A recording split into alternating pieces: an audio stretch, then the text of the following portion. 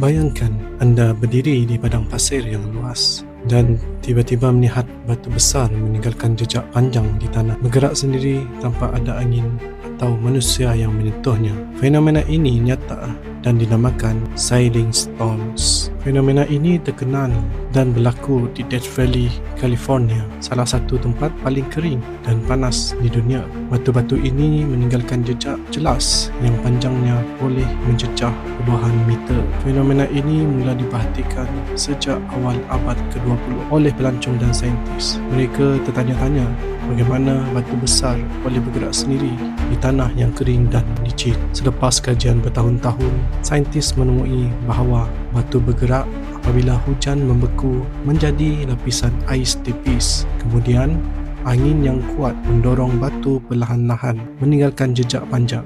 Namun, batu yang sangat berat bergerak dengan lembut tetap menakjubkan. Walaupun teori sains ada pemandangan batu besar meninggalkan jejak panjang tanpa disentuh manusia, tetapi membuat ramai kagum. Ia menjadi salah satu misteri alam yang luar biasa dan menarik ribuan pelancong setiap tahun. Fenomena ini membuktikan bahawa alam masih menyimpan banyak rahsia. Setiap batu yang bergerak perlahan mengingatkan kita tentang kekuasaan alam dan misteri yang tidak mudah difahami. Pernahkah anda melihat fenomena pelik seperti ini? Kongsikan pengalaman anda di komen dan jangan lupa subscribe untuk misteri alam lain yang lebih menakjubkan.